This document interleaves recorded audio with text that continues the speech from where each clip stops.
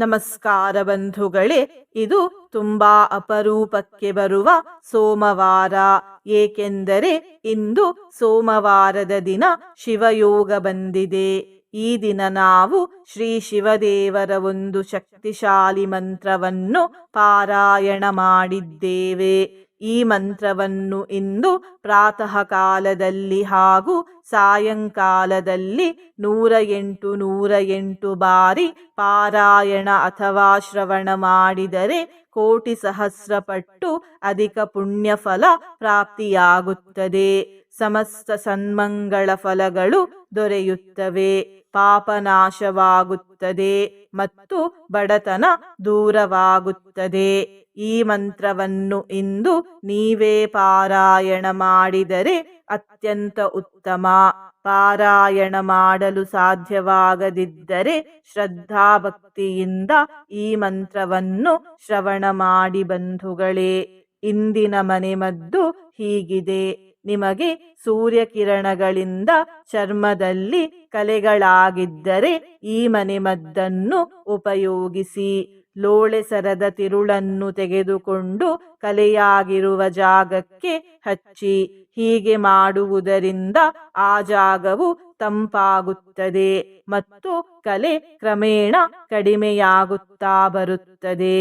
ಬಂಧುಗಳೇ, ನೀವು ಚಾನಲಿಗೆ ಹೊಸದಾಗಿ ಬಂದಿದ್ದರೆ ಚಾನಲ್ ಅನ್ನು ಸಬ್ಸ್ಕ್ರೈಬ್ ಮಾಡಿ, ಹತ್ತಿರ ಇರುವ ಬೆಲ್ ಬಟನ್ ಪ್ರೆಸ್ ಮಾಡಿ, ಆಲ್ ಅನ್ನುವ ಆಪ್ಷನ್ ಅನ್ನು ಸೆಲೆಕ್ಟ್ ಮಾಡಿ. ನೀವು ಸಬ್ಸ್ಕ್ರೈಬ್ ಮಾಡಿದರೆ ನಮಗೂ ಇನ್ನೂ ಹೆಚ್ಚು ವಿಡಿಯೋ ಮಾಡಲು ಸ್ಫೂರ್ತಿ ಸಿಗುತ್ತದೆ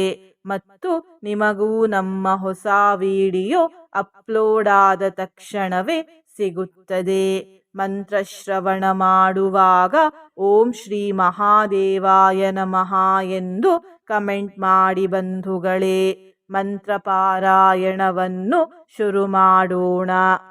ಅಜ್ಞಾಪಯ ವಯಂ ನಾಥ ಕರ್ತಾರೋ ವಚನಂ ತವ ಭೂತಕೋಟಿ ಸಹಸ್ರೇಷು ರೂಪಕೋಟಿ ಶತೇಷು ಚ.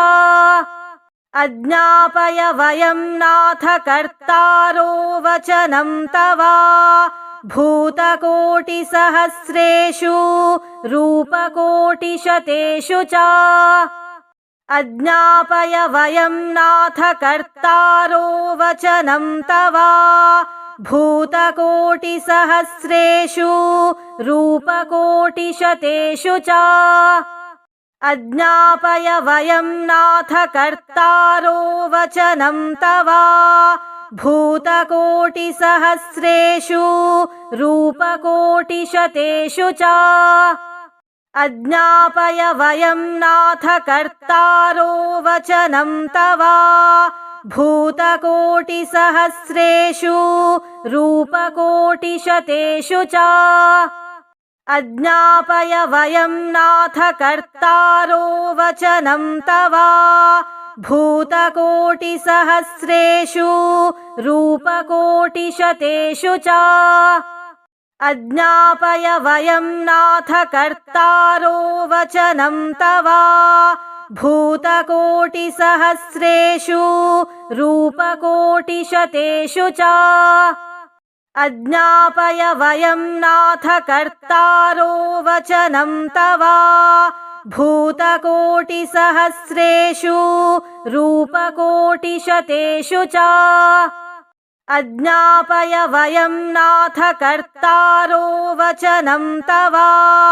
ಭೂತಕೋಟಿ ಸಹಸ್ರೇಷು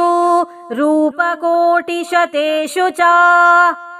ಅಜ್ಞಾಪಯ ವಯಂ ನಾಥ ಕರ್ತಾರೋ ವಚನಂ ತವ ಭೂತಕೋಟಿ ಸಹಸ್ರೇಷು ರೂಪಕೋಟಿ ಶತೇಷು ಚ. ಅಜ್ಞಾಪಯ ವಯಂ ನಾಥ ಕರ್ತಾರೋ ವಚನಂ ತವ ಭೂತಕೋಟಿ ಸಹಸ್ರೇಷು ರೂಪಕೋಟಿ ಶತೇಷು ಚ.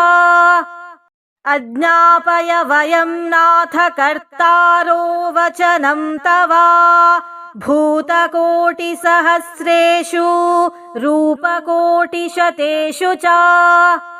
अज्ञापय वयं नाथ कर्तारो वचनं तव भूतकोटिसहस्रेषु रूपकोटिशतेषु च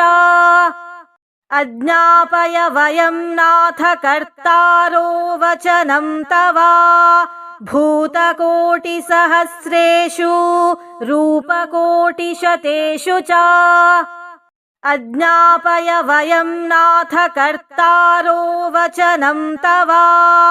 भूतकोटिसहस्रेषु रूपकोटिशतेषु च अज्ञापय वयं नाथ कर्तारो वचनं तव भूतकोटिसहस्रेषु रूपकोटिशतेषु च अज्ञापय वयं नाथ कर्तारो वचनं तव भूतकोटिसहस्रेषु रूपकोटिशतेषु च अज्ञापय वयं नाथ कर्तारो वचनं तव भूतकोटिसहस्रेषु रूपकोटिशतेषु च अज्ञापय वयं नाथ कर्तारो वचनं तव भूतकोटिसहस्रेषु रूपकोटिशतेषु च अज्ञापय वयं नाथ कर्तारो वचनं तव भूतकोटिसहस्रेषु रूपकोटिशतेषु च अज्ञापय वयं नाथ कर्तारो वचनं तव भूतकोटिसहस्रेषु रूपकोटिशतेषु च अज्ञापय वयं नाथ कर्तारो वचनं तव भूतकोटिसहस्रेषु रूपकोटिशतेषु च अज्ञापय वयं नाथ कर्तारो वचनं तव भूतकोटिसहस्रेषु रूपकोटिशतेषु च अज्ञापय वयं नाथ कर्तारो वचनं तव भूतकोटिसहस्रेषु रूपकोटिशतेषु च अज्ञापय वयं नाथ कर्तारो वचनं तव भूतकोटिसहस्रेषु रूपकोटिशतेषु च अज्ञापय वयं नाथ कर्तारो वचनं तव भूतकोटिसहस्रेषु रूपकोटिशतेषु च अज्ञापय वयं नाथ कर्तारो वचनं तव भूतकोटिसहस्रेषु रूपकोटिशतेषु च अज्ञापय वयं नाथ कर्तारो वचनं तव भूतकोटिसहस्रेषु रूपकोटिशतेषु च अज्ञापय वयं नाथ कर्तारो वचनं तव भूतकोटिसहस्रेषु रूपकोटिशतेषु च अज्ञापय वयं नाथ कर्तारो वचनं तव भूतकोटिसहस्रेषु रूपकोटिशतेषु च अज्ञापय वयं नाथ कर्तारो वचनं तव भूतकोटिसहस्रेषु रूपकोटिशतेषु च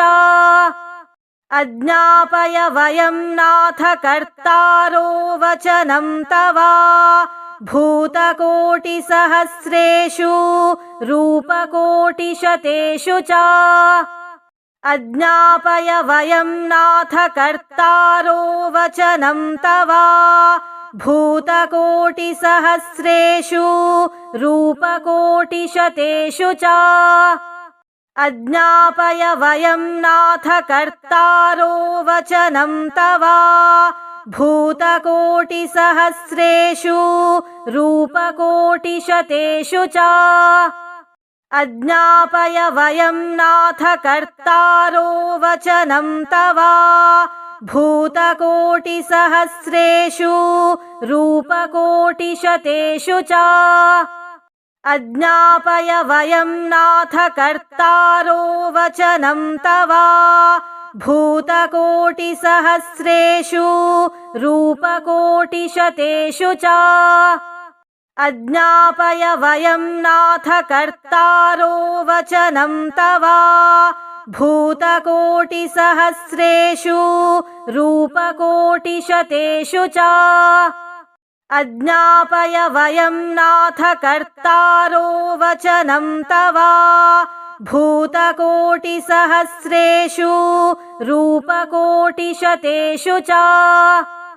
अज्ञापय वयं नाथ कर्तारो वचनं तव भूतकोटिसहस्रेषु रूपकोटिशतेषु च अज्ञापय वयं नाथ कर्तारो वचनं तव भूतकोटिसहस्रेषु रूपकोटिशतेषु च अज्ञापय वयं नाथ कर्तारो वचनं तव भूतकोटिसहस्रेषु रूपकोटिशतेषु च अज्ञापय वयं नाथ कर्तारो वचनं तव भूतकोटिसहस्रेषु रूपकोटिशतेषु च अज्ञापय वयं नाथ कर्तारो वचनं तव भूतकोटिसहस्रेषु रूपकोटिशतेषु च अज्ञापय वयं नाथ कर्तारो वचनं तव भूतकोटिसहस्रेषु रूपकोटिशतेषु च अज्ञापय वयं नाथ कर्तारो वचनं तव भूतकोटिसहस्रेषु रूपकोटिशतेषु च अज्ञापय वयं नाथ कर्तारो वचनं तव भूतकोटिसहस्रेषु रूपकोटिशतेषु च अज्ञापय वयं नाथ कर्तारो वचनं तव भूतकोटिसहस्रेषु रूपकोटिशतेषु च अज्ञापय वयं नाथ कर्तारो वचनं तव भूतकोटिसहस्रेषु रूपकोटिशतेषु च अज्ञापय वयं नाथ कर्तारो वचनं तव भूतकोटिसहस्रेषु रूपकोटिशतेषु च अज्ञापय वयं नाथ कर्तारो वचनं तव भूतकोटिसहस्रेषु रूपकोटिशतेषु च अज्ञापय वयं नाथ कर्तारो वचनं तव भूतकोटिसहस्रेषु रूपकोटिशतेषु च अज्ञापय वयं नाथ कर्तारो वचनं तव भूतकोटिसहस्रेषु रूपकोटिशतेषु च अज्ञापय वयं नाथ कर्तारो वचनं तव भूतकोटिसहस्रेषु रूपकोटिशतेषु च अज्ञापय वयं नाथ कर्तारो वचनं तव भूतकोटिसहस्रेषु रूपकोटिशतेषु च अज्ञापय वयं नाथ कर्तारो वचनं तव भूतकोटिसहस्रेषु रूपकोटिशतेषु च अज्ञापय वयं नाथ कर्तारो वचनं तव भूतकोटिसहस्रेषु रूपकोटिशतेषु च अज्ञापय वयं नाथ कर्तारो वचनं तव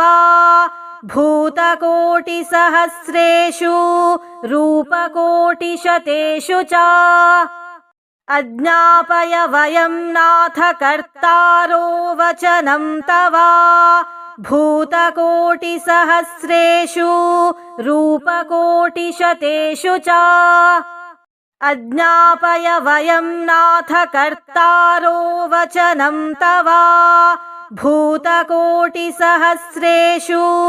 रूपकोटिशतेषु च अज्ञापय वयं नाथ कर्तारो वचनं तव भूतकोटिसहस्रेषु रूपकोटिशतेषु च अज्ञापय वयं नाथ कर्तारो वचनं तव भूतकोटिसहस्रेषु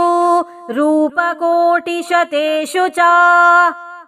अज्ञापय वयं नाथ कर्तारो वचनं तव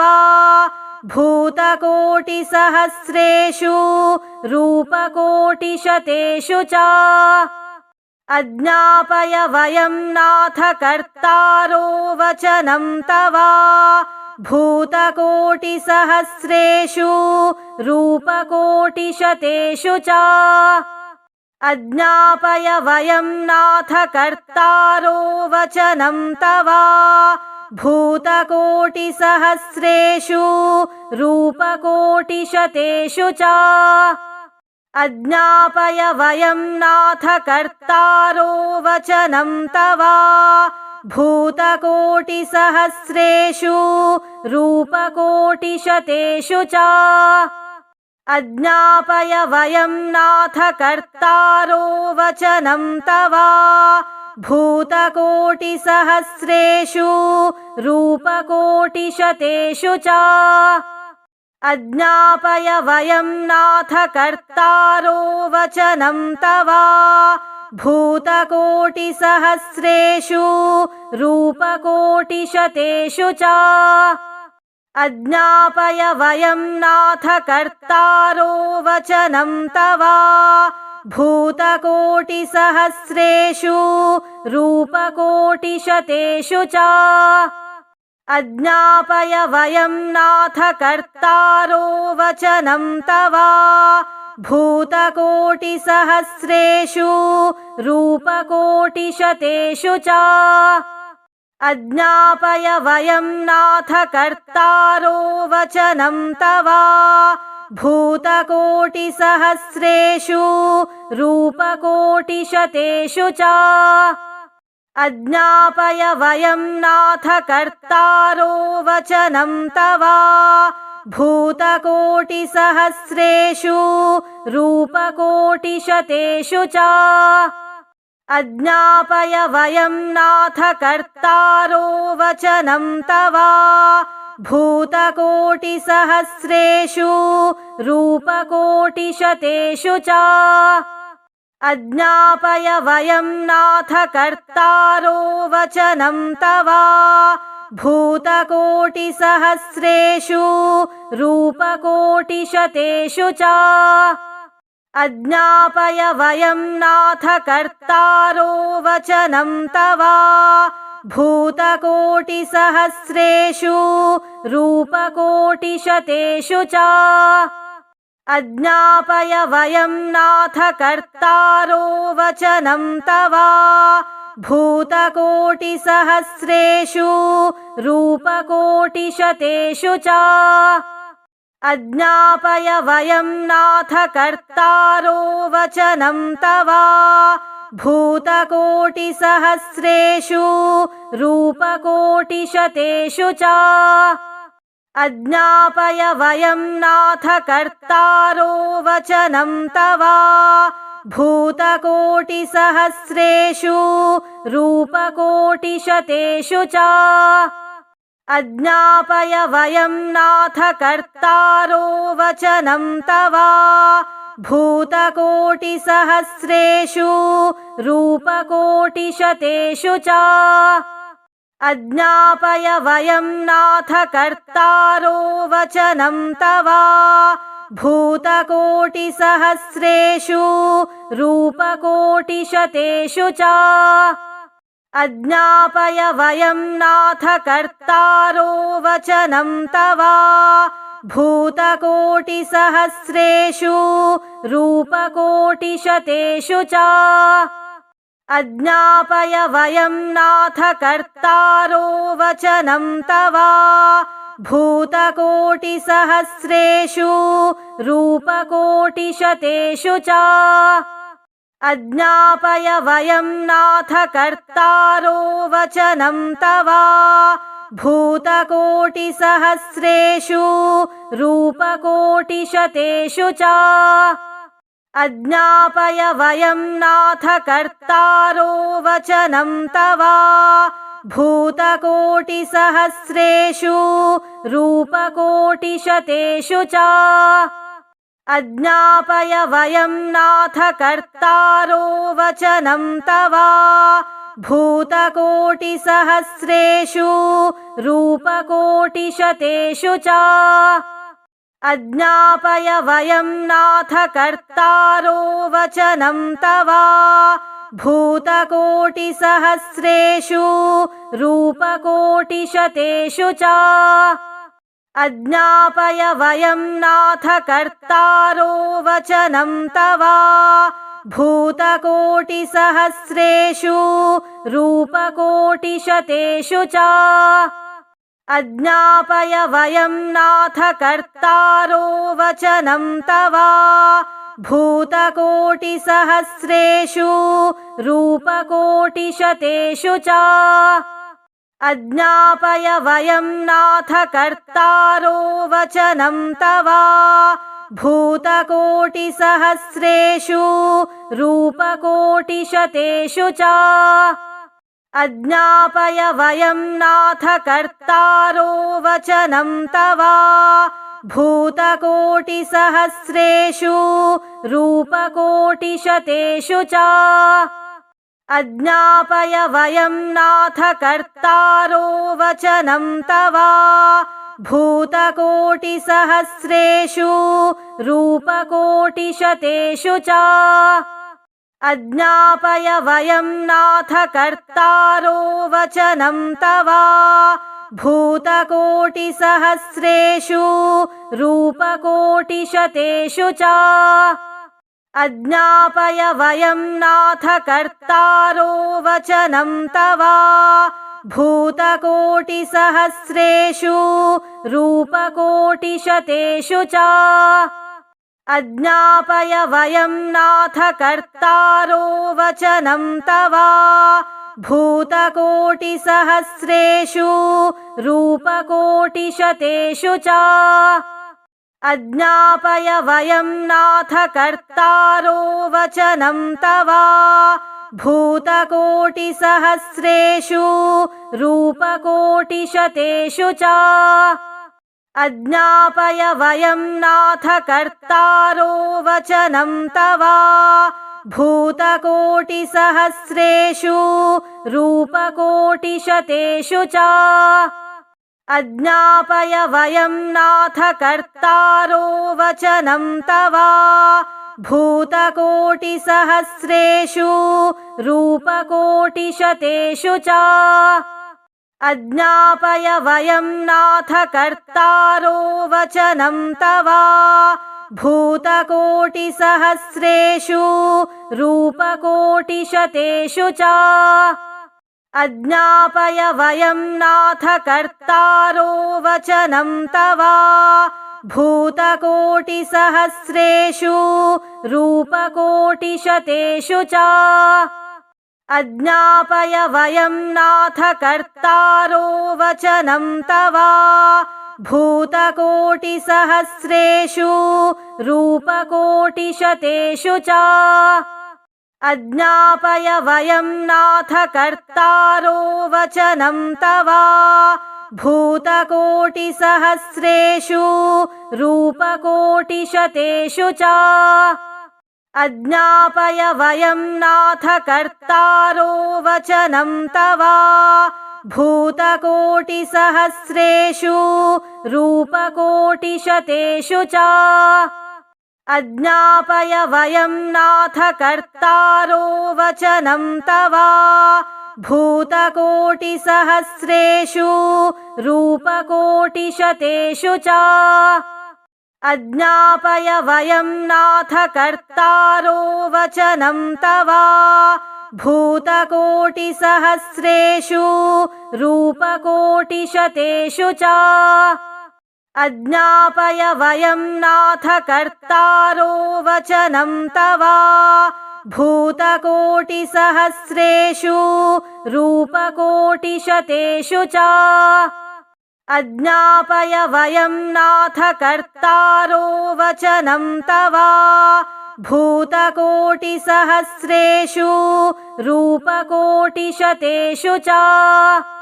अज्ञापय वयं नाथ कर्तारो वचनं तव